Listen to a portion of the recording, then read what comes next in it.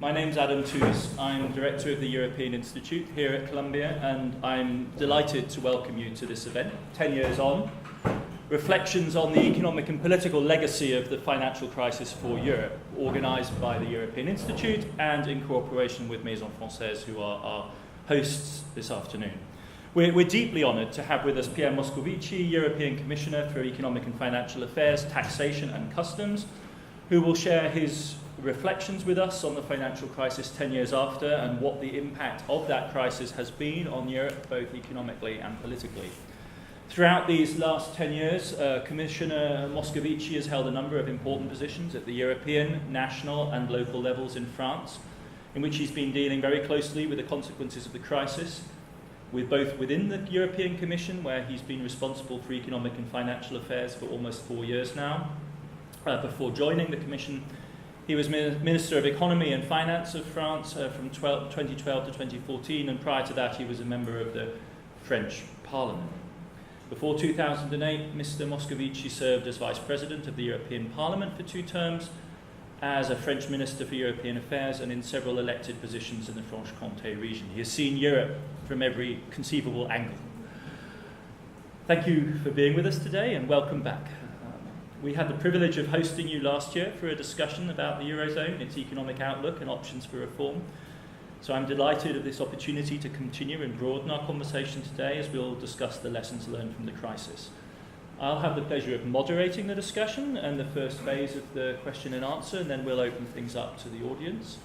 I would like to take the opportunity to announce that the European Institute has just been awarded a grant from the European Commission to start a Jean Monnet Centre of Excellence at Columbia for the years 2018 to 2021.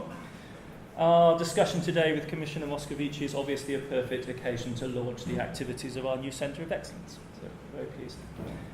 The discussion and the Q&A session are on the record and videotaped. We'll end the discussion by 2 p.m. I would like to thank our co-sponsors, the Maison Française and Pierre in particular, who is welcoming us to this lovely room. I'd also like to express our gratitude to Morena Bertoldi, Minister Councillor at the EU delegation to the United States, our long-term partner in putting events together in New York. Before we start our discussion, please join me in welcoming Commissioner Moscovici to New York.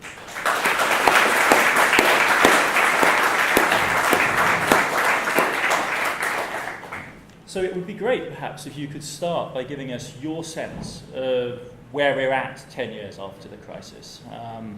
How much has changed, whether things have, whether we're really over the crisis, looking across Europe, whether you see potentially new risks ahead, what it is that you think we need to be doing. Well, first, thank you for welcoming me here once again after last year. This morning I was in a meeting with the European American Chamber of Commerce, in a discussion with the journalists from the New York Times. It was in the Harvard Club, so I'm delighted to be in the morning in Harvard, in the afternoon in the Columbia, which for a Frenchman is absolutely the must. And the journalist said, okay, and I told myself that it's true, listening to the CV, you're a representative of the old European elite that people want to get rid of. And so I felt that suddenly my youth has vanished and that it's time that I retire. But I'm more a fighter than that. And so that's why I'm so delighted to be here and to fight for European ideas. 1 year ago, I remember our conversation. The central theme was about the window of opportunity opened to relaunch Europe. And I was here after 3 sets of elections in Europe, first in Netherlands, where Mr. Wilders had been defeated, then in Austria, where Mr. van der Bellen also had a narrow victory over the populists, and in France, my home country, where President Macron defeated, by a large margin, Madame Le Pen. And I thought that it was time for a reversal of the populist trend, and I'm afraid that the last year did not confirm my judgment. Maybe we're going to discuss that, but it's a way to answer your question. Why? Because there is economics on the one hand, and politics on the other hand. When I look at economics 10 years after the crisis, well, basically, the economic crisis is over in Europe.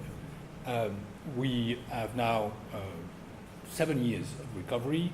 Among them, we are entering the third year of expansion with growth rates around or over 2%. Unemployment is now back to its pre-crisis level. We never had so many people with a job in Europe, even if all of them are not in full-time and high-quality jobs. Our public finances are now in order for the first time since the creation of the euro, and even that was not the case before the crisis. All Eurozone member states are under 3% of deficits. Our public debt have, of course, increased a lot during the crisis from less than 60 to over 90, but now they have decreased down to 84 in almost all countries. Some are still worrisome as far as you look at that. So I'm not going on with that. We have also built new tools during the crisis. We've got the European Stability Mechanism, which is a financial bazooka. We've got the banking union, which is not completed, but which is certainly something reassuring for those who worry about our banking sector. We've implemented the 2-pack and 6-pack legislation, which did not exist. Greece, and I dedicated a lot of time to that, is now out of its program since the 20th of August. So I'm not going on. You could say it's over. The economic crisis is over. Yes, but at the same time, we have entered into a political crisis of a violence, a brutality, an importance that I think we never met since World War II in our Europe. This is the rise of populism. It's the threat of illiberal democracy, theorized by Viktor Orban. What is illiberal democracy is when you've got democracy, you're elected through elections, but you don't respect your opponents and you want to attack the rule of law and destroy those who are against you. That's the distinction made by Matthew Ignatieff between opponents and enemies. And so we are there, and there is obviously a danger on the European project, a danger on the Eurozone too. Why so? Probably because even if the crisis is over, the legacies of the crisis are still there. There are scars all over our territories. I would say first, unemployment is still very high. And second, inequalities have been rising quite a lot. And this is an issue that was not addressed enough by the macroeconomic policies that we have led. So basically, this is the diagnosis. I guess what I liked about that was the tension between the two elements. Over lunch, you quoted Gramsci, optimism of the will, pessimism of the intellect, as the essential combination for any kind of genuine progressive politics. I wonder whether it's really adequate to say that the European Union's policies didn't do enough to address inequality. Wouldn't a harsher critic say that they in fact were in various ways calculated to produce inequality? It's not a question of a sin of omission, but in fact a sin of commission. And isn't that really the pain that hangs over the current political system? Whatever the genesis of those policies were, and one could say that it was something that the political systems of Southern Europe brought down upon themselves because they didn't manage their public finances well enough, or it was the banking crisis that created a situation of panic. But surely a large part of the European population is simply convinced that the European institutions acted in a way that compounded the problem, far from helping. They in fact exacerbated the problem. Hence the key term austerity, that had such purchase on progressive politics in Europe. Whether one shares this diagnosis or not, doesn't one have to admit that even darker possibility that really that's Europe's problem, not a sin of omission, but a sin of commission. And to that extent, celebrating it's not the sin of the commission. Yeah, you get my point. Might be too. So, and to that extent, celebrating, the convergence of all of the European countries around fiscal norms that were defined at a moment in crisis, defined by conservative parties over that terrible winter of 2011-2012, rammed down the throat of the rest of Europe and have left societies like Italy with chronic inadequate demand. That would be the other side of this. I'm waiting to read your book with impatience. I couldn't do that since I think it was yesterday that it was launched. Well, whether it's me or somebody else, this is a diagnosis that's out there. But so, I mean, what I said about the book is I cannot challenge the book itself, but I can challenge the diagnosis, at least a bit. I don't know if you mentioned that, but I'm a social democrat. So supposedly a guy from the left or center left, or whatever you see it, and I consider myself as somebody from the center left. That's why I'm asking you the when question. I look at what I did in my action as a commissioner, I don't feel in contradiction with that. My 3 fields of action were first to try to introduce some flexibility inside our public finances management in order not to sanction countries with a too rigid implementation of the Stability and Growth Pact. The second one was on Greece, and on Greece we had a terrible fight between those who favored Brexit and those who were against Brexit. And I think on that, the Commission, and especially Jean-Claude Juncker and myself, we were on the right side of history, I say, especially him and me, because even inside the Commission, I would say some colleagues were sensitive to other kinds of reasoning. And the third one is that I fought against tax fraud, tax evasion, and for the taxation of digital giants, and the proposal is still on the table, and we have discussions with saying that. Why do I do it? Because I don't feel ashamed of being a commissioner. I feel proud of what I've done during these years, even if everything's not perfect. And I would like to look at the circumstances. First question, is Europe as such, in the French sense, liberal?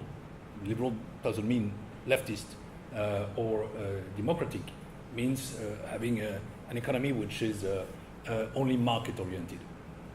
Basically, yes, because we have created the marché commun, the common market, which then became the internal market, the single market.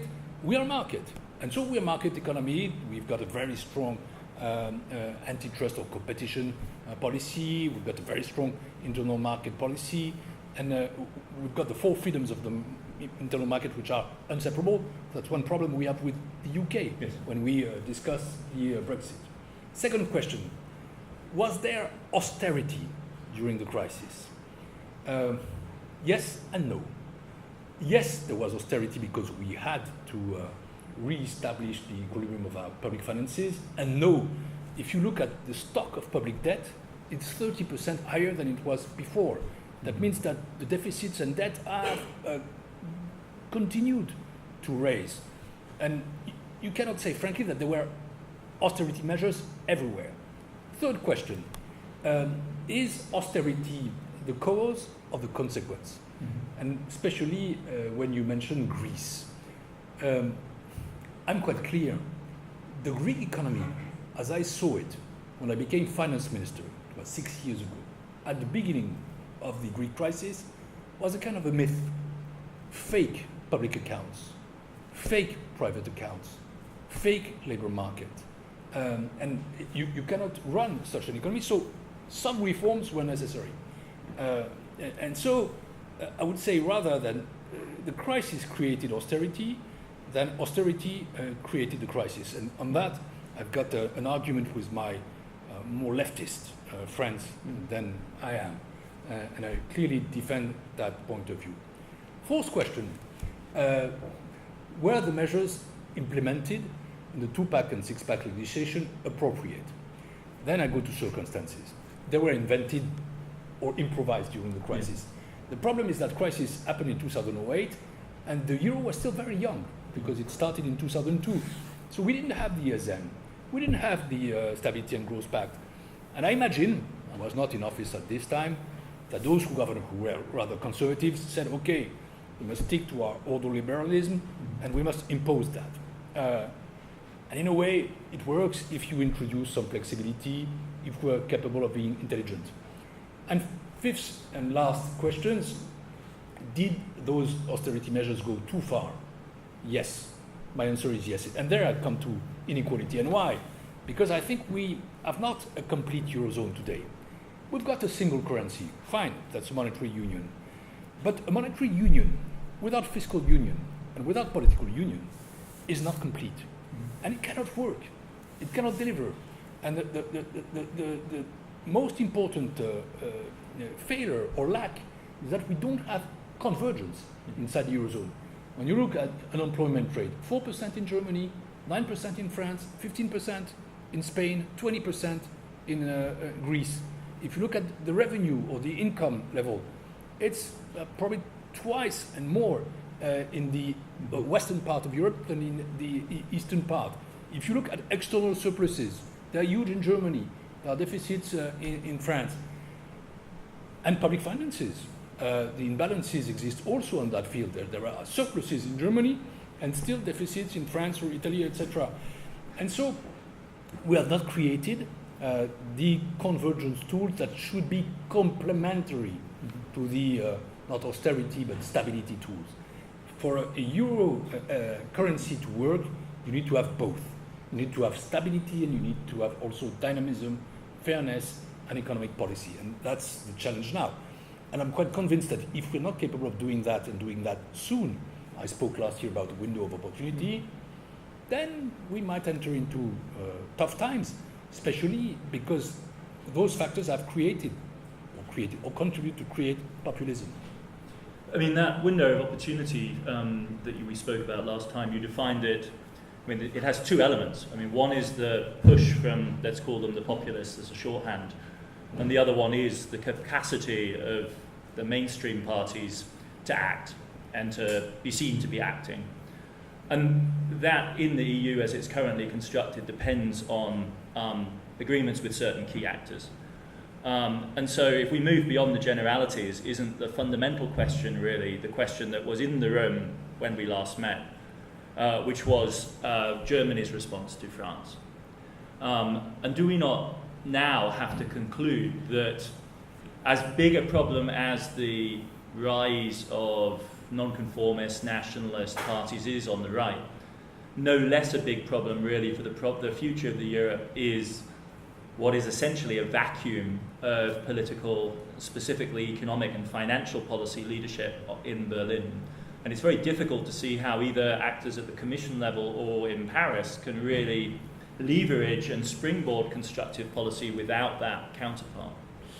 When I spoke of a window of opportunity, especially on reforming the Eurozone 1 year ago, again, we were after the presidential election, there were fresh ideas in Paris, a strong impetus in Brussels, and I would say a good climate in Berlin, or better climate. 1 year after, France, well, the ideas are less fresh by definition, and the leadership is also now challenged by political life. In Brussels, you have a commission which still has its own proposals, but which is ending its mandate. We're not lame ducks, but let's be frank, when you enter into your 5th year in office, you cannot have the same impetus than when you are in the beginning of a mandate. And the third element is Germany. Madame Merkel couldn't form the coalition she wanted. She had to have a coalition with the SPD, which is a bit difficult this time, I think. I'm even quite sure of that. And there is the migration issue. There is a rise of the extreme right in Germany, so our situation is complicated. And I don't know whether she cannot or she doesn't want to move, but obviously the response is, I would say, careful. Mm-hmm. There are good elements, which are the Meseberg elements, the declaration on the budget of the Eurozone, but now it's time to say not only we want a Eurozone budget, but how much, what resources, what for, and we're waiting for that. And it's high time that we do, and we have little time, I would say, until the end of this year. The window of opportunity is narrow now, because after 2019 will be a blank year, because it's an electoral year, then you have a new parliament, and you'll have a new commission, and so you move to 2020, and you've lost 1 year. So as much as we can do until this year would be really great, and that's why we are still going to push. But the German problem is the following. Germany is the strongest country by far economically in the Eurozone. Germany has enormous assets. Germany also suffers from some imbalances. These enormous surpluses are a problem for Germany itself to finance its own infrastructure projects, but also for EU growth. Yeah. And that's why we call for them to invest more. They started to do so, but they just started. If I would be German, but obviously I'm not, I would tell myself, okay, I will be stronger if my neighbors feel stronger. I cannot act alone. And solidarity is not a dirty word. And that's why when we speak, for example, about completing banking union or of Eurozone budget, I fully agree as a social democrat that we need to have risk reduction, and we prove that by implementing the Stability and Growth Pact. But at the same time, we need to have risk sharing, which is another way, more financial, to call solidarity. Solidarity is in the interest of Germany, because in the end, if there is danger all around, well, you can't avoid that nationally. I was really struck by the way in which you talked about 2019 as a hiatus, because it's a political and it's election year. If one looks back historically, isn't it rather striking how much the European parliamentary elections of next year matter? At one level, as a pro-European, even a federalist, one's tempted to say this is a historic breakthrough, that finally we have European parliamentary elections which everyone does care about. These really matter, and how the election goes in different member states is crucial. I wouldn't nuance that. I think that's a crucial election. I'm not sure that everybody matters. And I'm not expecting, but I hope I'm wrong, much higher turnovers in the elections than in the previous one, which would be a pity. But it's clear that it will be the most important European election since the beginning of the popular vote. It was 40 years ago, 1979. It happens that I've been twice a member of the European Parliament. The first one is in 1994. I was there, I was young. It was a good forum where we discussed politely about a whole lot of matters. It was not real parliament, so you can understand why people didn't vote a lot. They voted a bit more than today. Then I came back 10 years after, in 2004, and it started to be a real parliament because it's a co-legislator, because it decided at this time that it could not accept the commission because the one commissioner, the Italian commissioner, had homophobic wordings, etc. And so the European Parliament has taken, I wouldn't say control over the Commission, but controls the Commission, simply. And for all these reasons, the parliamentary elections have become more and more important. And this time, there is a specific challenge, is that there is a threat that the populists, I wouldn't say gain the majority, but make a huge progress, become the driving force, find allies. And obviously the governance of the rest of the parties will be much more difficult, because until now, in all these elections, the center-right, let's call them the EPP, European Popular Party, plus the center-left, the Socialists and Democrats, have been a majority. In the last European Parliament, you've got 750 MEPs, you've got 230 EPP, 190 PS. Okay, that's a majority. You need to add the Liberals, if not, because those parties are quite divided. Okay. In the next European Parliament, the EPP will be under 200, and the PS will be rather close to 100. That's the moderate, centrist, conservative, and social democrats. Absolutely. Yeah. And that won't create a majority. So to govern, I'm not saying to create a majority, because I don't see a coalition between those parties, and that's logical, they're quite different. Just to create a governance, you will need to have those two parties finding ways to articulate their work, plus the Liberals, plus the Greens. And even with those four parties, there will still be a high challenge by the populists. So we need to stop them. We need to combat the populists. We need to limit their progress. And for that, we need to combat on two axes. The first one is, do we go on or do we stop? Stop ou encore in French for Europe. Obviously, some want to stop. Mr. Orban, Mr. Salvini, Madame Le Pen, the far right. And on that, Mr. Macron, the French president, is right to say that you've got two opinions. But that's not enough. You've got another axis, which is not only do we go on or do we stop, but what kind of Europe do we want? And you will have a diversity of positions on that. And I hope that the pro-European forces will be capable to articulate strong platforms on what they need to deliver economically, politically, on migration. And this is why those campaigns need to be well thought and also well led. One last question before we open it up to the floor.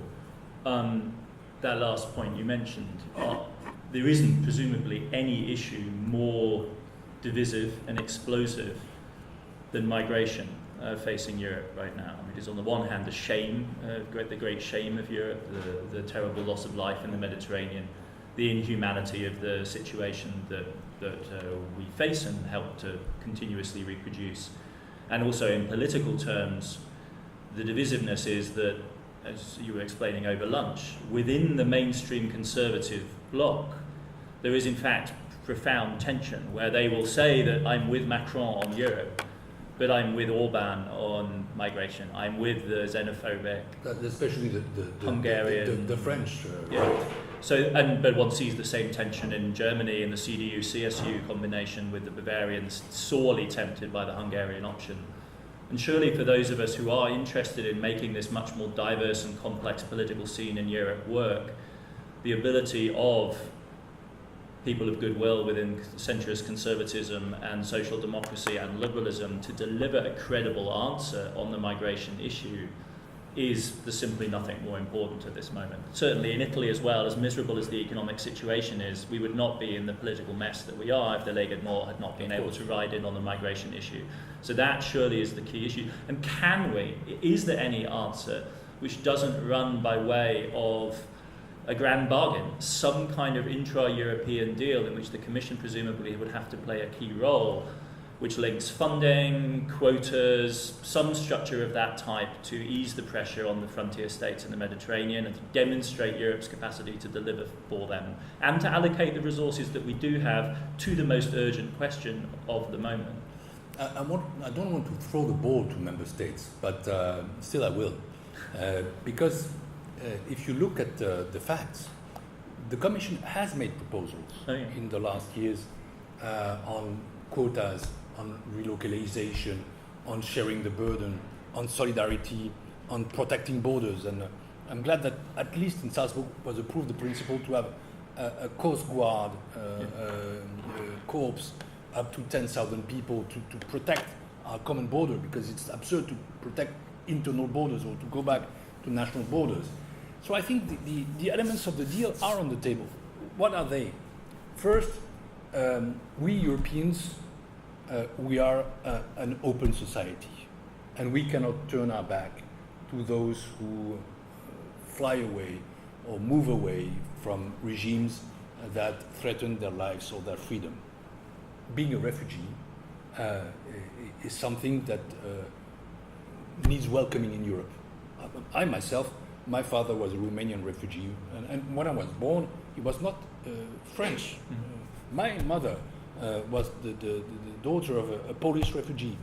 And my parents considered that France was, les Lumières, it was a light, the values. And Europe is that, and has to stay by this. So we absolutely need to stick to the idea and values of an open society. Then it's clear that we cannot welcome everybody, so we need also to protect our borders. We need to be fair with those who are in. That means two things. That means, yes, money to train them, to integrate them on the one hand, and also to organize their stay in Europe. That's absolutely necessary. The third element is to protect the border, and the fourth one is to have strong linkages with countries of origin And we need obviously to do more and to invest more on Africa. First, because it's a continent of the future, but because also we need to control migrations. And fifth and last, I think we need to share the burden, and that's what quotas or relocalization figures are about. This is the menu. The menu is on the table. The question is, what's the capacity of the European Council and the Council to deliver on that? But I think the Commission has basically put the menu on the table. Excellent. And I hope that in the European elections, this will be also discussed, because everybody might not be in favor of the menu, but we need to combat on that. The Italian situation is, of course, a source of worry. But yes, it's clear that even if I approve nothing of what Mr. Salvini does and think, there is a reason for the progress of the populist movement, which is the lack of solidarity of the Europeans towards Europe, towards Italy in the migration crisis. Absolutely. So our menu is set. 2 questions. We have one here.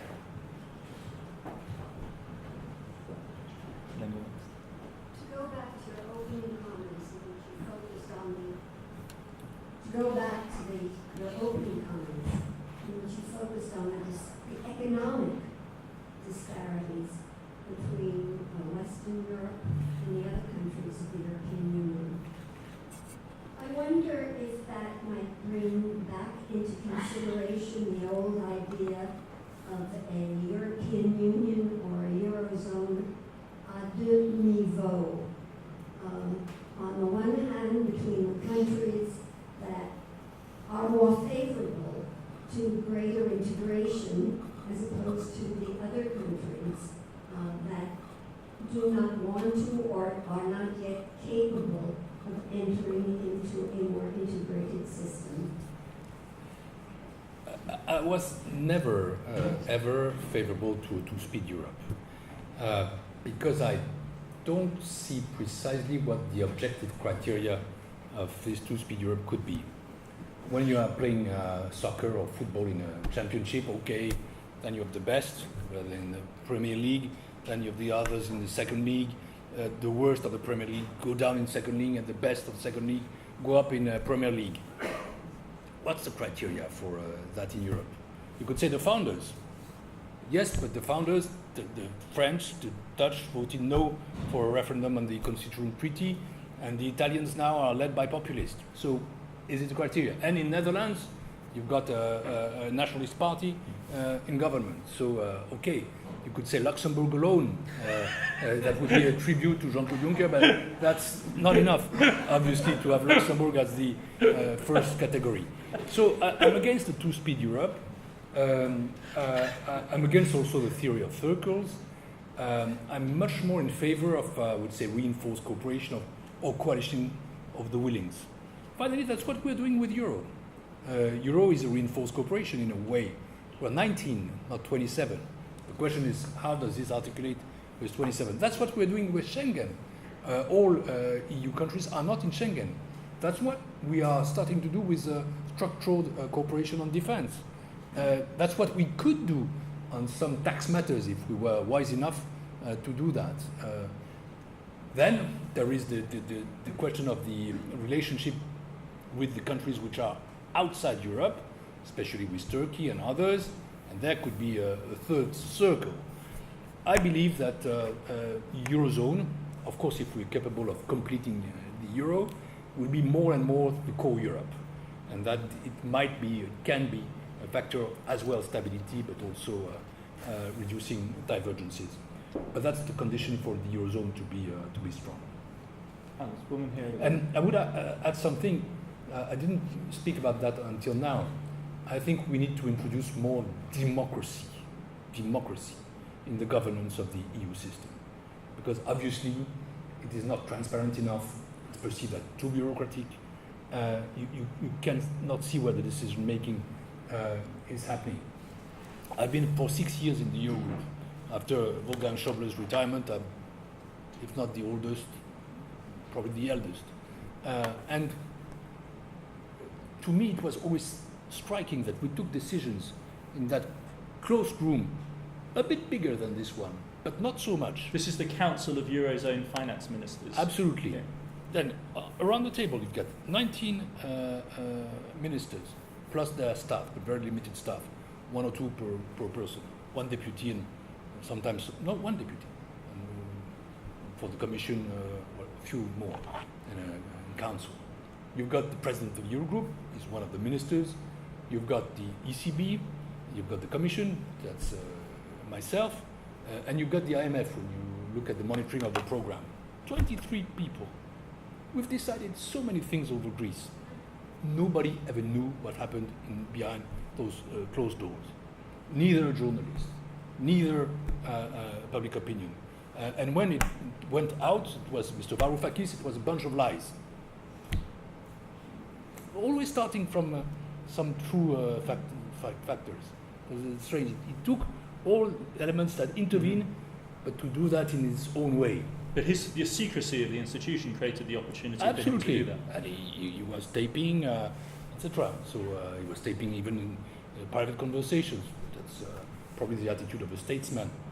But I'm a bit old-fashioned on that. But I'm not arguing with him. But I think he was right, and we are right to ask for more transparency. And that's why I advocate for a Minister of Finance of the Eurozone, for a parliament controlling him, and for a budget of the Eurozone. We need to introduce more democracy, accountability in those institutions. The Eurogroup cannot be the most powerful tool we have without transparency. Yes. Speak loudly into the mic. Okay, my name is Larry. I'm a German student here at Columbia. And you mentioned democracy right now, and you also mentioned Germany and the resistance on investing into growth. So now, theoretically speaking, I'm not mirroring my own opinion, but hearing what German citizens say. So you have the German citizens saying it's all about competitiveness. Look at us, we've done class 4 reforms, we are innovative, so it's all about competitiveness. Why should we invest into countries that are not getting their act together and have not invested into very productive industries for a long time? What would you reply, and how could you ensure that investment, if we were to start to do that, would actually go into productive industry and not as previous with a private credit boom into real estate or other stuff like that? But I think that's quite simple. Economic models, business models, cultural models, social models, political models are different across Europe. You won't have cars built as much in Dublin as in Stuttgart. That is quite impossible. You won't have the same industrial structure. You won't have the same political culture. And so, of course, you need to have, and that's the principle for the Stability and Growth Pact, some common principles, which are quite simple. I mean, public debt is the enemy of economy. Each euro you spend to reimburse your debt is a euro lost for public services or for economy. As a social democrat, I feel very comfortable with that. I never agreed with some of my comrades, we told that this way, who said we need more deficit. What for? It's just more debt. And more debt is less or limited room of maneuver for what we like to do, solidarity, for example. But for the rest, no, you cannot impose ordoliberalism all over Europe. The structures are so different. And even the political cultures, the histories, why are they so attached to that? We must understand, I understand Germany. The memory of hyperinflation in the 20s is still so present that it led to stability culture, to austerity or fear of inflation, independence of central bank. That's fine, but you cannot, all of us exactly have neither the same problem, neither the same answers. And we cannot have a one-size-fits-all response. And if we do, we will kill competitiveness or the little competitiveness that exists in other countries. So I'm not convinced at all by that. I mean, we need to have some common response, some common rules, but we need also to show solidarity with those who are in more difficulty for a whole lot of reasons. You cannot ask Greece to act by the German standards. That's not realistic. Yeah. I'm not saying that you're asking that. Thank you very much for your presentation. Good afternoon. I hosted the Barney Frank a couple of years ago in Sydney, for speaking to it. He's not every organisation spoke to it. Watering down of Dodd-Frank would be a disaster for the global economy. Since European growth is still fairly fragile, well, indeed, global growth is still fairly fragile, and the Trump administration seems to be moving towards watering down Dodd-Frank, at least intending to. Just wondering what your response to that is, and whether European both governments and businesses have already started to I guess, take into account a potential watering down of Dodd-Frank. Thank you. No, that's not a matter I want to address because it's a decision which is a sovereign from the United States, but we will obviously have to monitor the consequences of it. Would you like to say something about the state of the European banks at the current moment? When we think about Italy, one of the issues that people are concerned about is their fragility still years after the crisis. There's still large shares of non-performing loans on their balance sheets. The state of the European banks is much better and much stronger than it was 10 years ago. The balance sheets are also stronger. We still have the question of NPLs that is diffused all around Europe. And we need to control that. We need to complete our banking union. Yes. And that means that it's made of 3 pillars. The first pillar is obviously supervision. It works and helps. Resolution, we need to complete that by a backstop for the Single Resolution Fund. And the third one is EDIS, Deposit Insurance Scheme. And there again, we need our German friends to be more on board than they are today. It comes back to the same question, doesn't it, of how far we can build a uniform system for a very uneven European economy. Yeah, because their reluctance is linked, I can understand that, to the very specific structure of their own banking sector. But, well, it cannot stop all of us from moving. No question, Charlotte, here.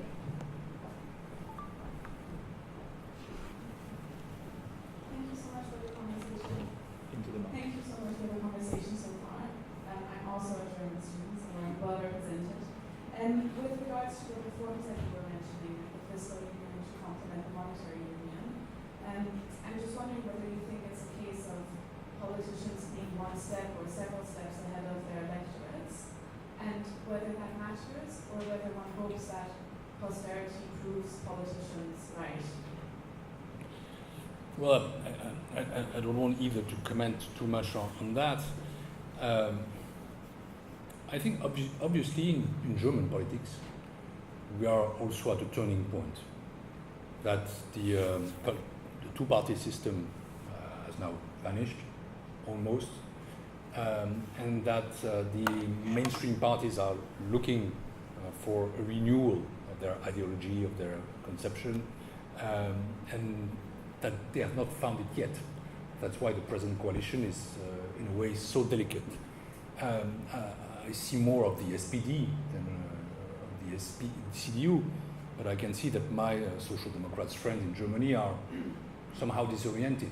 They see that they still have a high potential electorally, but they don't know how to catch it, because parts of this electorate has been lost to the AfD, I would say those who feel national and socialist, and some have been lost to the liberals, or even to CDU, Die Linke, or the Greens, which are now over their potential.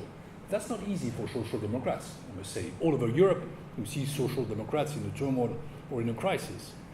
And so I don't see today politicians which are well ahead of their electorates.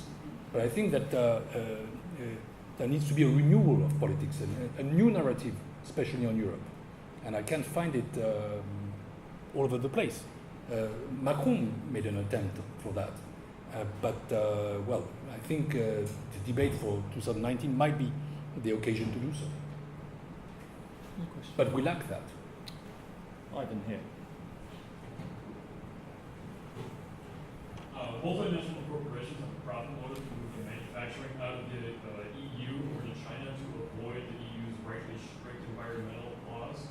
Now, in 1990, the United States legislature proposed eco-tariffs, but it was kind of put on the back burner because they were trying to support the WTO at the time.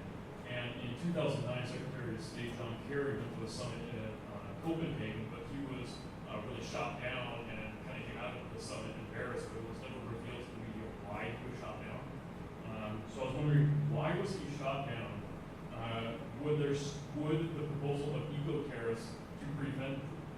profit motive of corporations moving to the developing nations to avoid environmental laws. You're asking about 2009 Yes. History. history. I will. But the general point is an interesting one. So the question is, how does the EU face up to the question of dramatic shifts in technology required if we're going to respond to climate change, for instance? And how do we square that with the imperative to preserve competitiveness, quote unquote, the ability to retain jobs and to maintain our position in global trade? I mean, that surely is a key issue going forward, especially when one thinks constructively about the future of employment. We had Commissioner Timmermans here yesterday. He couldn't talk enough about the fourth industrial revolution. That's a big theme. Is that part of your brief at the Commission? That's part of our thinking. I wouldn't say that's part of our brief for the time being. Of course, we are and that's a specificity for Europe, fighting climate change. We must not forget that the EU is the first donor by far in the context of the Paris Agreement. Second, we are also preparing the economy of the future through what we call the digital single market, because we need to raise some controls. We cannot have 28 regulations inside the EU. We also need to build a kind of industrial policy, and we try to do that through fostering investment. That is obviously the purpose of the so-called Juncker plan, which will be transformed into InvestEU. So the perspective of the fourth revolution is obviously there, but I think that's also a debate we need to have with our member states. Are they ready for doing that, to abandon a part of their sovereignty on economic policy? Question here, gentleman here. Thank you very much. Do you believe that current U.S. policies toward Europe, whatever they may be, work in favor of greater integration, are detrimental, or irrelevant? I could talk about U.S. policy. I don't see a lot of impact on EU for the time being, neither from trade, or for the time being again, there is no economic impact, neither politically, because the seduction of Mr. Trump is not that big. Mr. Bannon is touring across Europe, but with, I would say, little success. But you can also advocate that there is a kind of international populist movement that is seductive. But still, I think that what we must do is to defend a kind of European social model. Europe is different from populism, and Europe needs to be proud of its own values. We are a group of countries, or a united Europe, where we defend the rule of law, and we need to protect that against illiberal democracies, where we respect independence of justice, freedom of the press. We refuse a death penalty. We support gender equality. We fight for climate change. We are involved in the Paris Agreement. We theoretically refuse any kind of discrimination. We are open societies. We're open economies. We've got high standard of social protection. And this is what is being challenged by the populists, whether they are American or whether they are European. And that's what needs to be renewed. And that's why we need to have politicians who, yes, think ahead. Because the social model as it is maybe not sustainable, maybe doesn't deliver, but I think we should be proud of it, and it has to be renewed. Reforms. Reforms are a word which has become a kind of a trap. When I was young, reforms was the synonym of progress. Now it's more the synonym of pain, constraint, punishment. And so how can we reinvent a progressist, I would say, a conception of reform that makes those two words become synonym again? I would say that during the years of the crisis, especially the first years, I would say the real crisis year, we had to lead some reforms which were painful. Reducing deficits. It's not spontaneous for a government, I can tell you as a finance minister. That's not what you like best. because either you've got to cut expenditures or to raise taxes, and on both sides, well, you're unpopular and the economic effect can be doubtful. We had to make our pension systems more sustainable because they were unsustainable. And we certainly had also to reform the labor market in a way that they can accept more insiders than they did. But well, this period is over. The crisis, if I'm right, is over. We are in a recovery or in expansion. It's high time that we invent, I would say, reforms 2.0, 2.0, reforms of a period of expansion.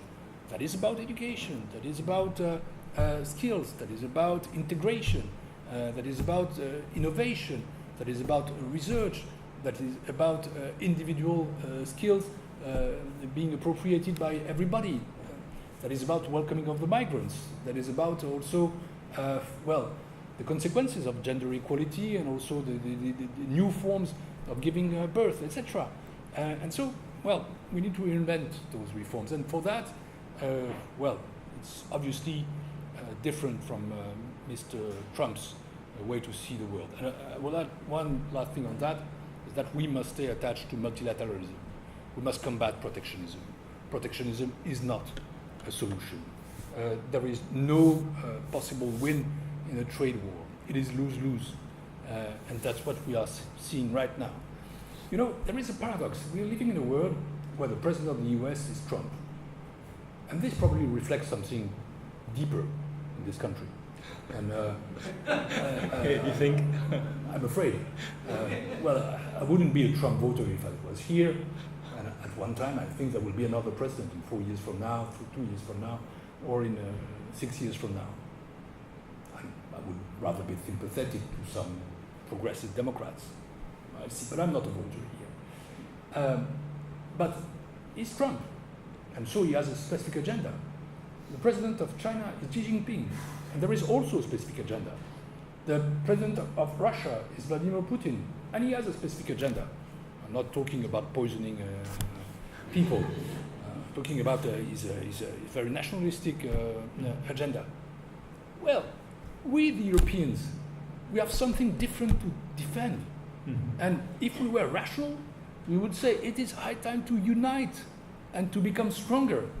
And it's precisely the moment when we are divided and weak. So that could be also a motto for the next European election. And that will be the motto for the conclusion of this event. Thank you so much, Commissioner, for joining us.